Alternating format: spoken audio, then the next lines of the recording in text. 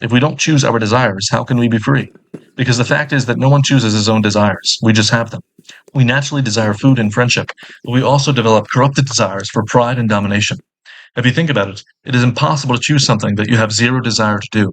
Our will can only ever choose things that appear to have some goodness. Those options are called apparent goods. With our choices, we gradually build habits that form our desires even more, and we become more and more the person that we choose to live.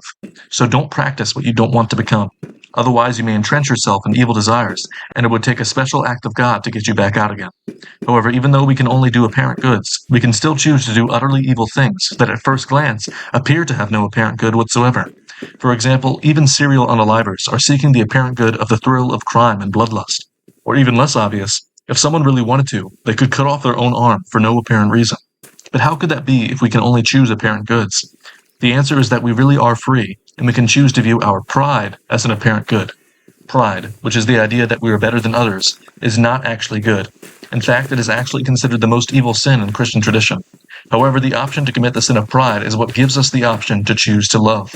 Love is willing the good for the other, which means allowing reality to define itself and submitting yourself to reality in order to accomplish that good, the good that is good for everyone. Whereas pride is trying to subject reality to your own design, trying to define good and evil on your own terms, making apparent goods that are selfish and only preferred by yourself because it is not what is good for all. This is why it was a sin for Adam and Eve to disobey God and eat from the tree of the knowledge of good and evil. It's not that knowledge is bad, it's that pride, thinking you know better than God, and seizing the definition of good and evil for yourself are all profoundly wicked.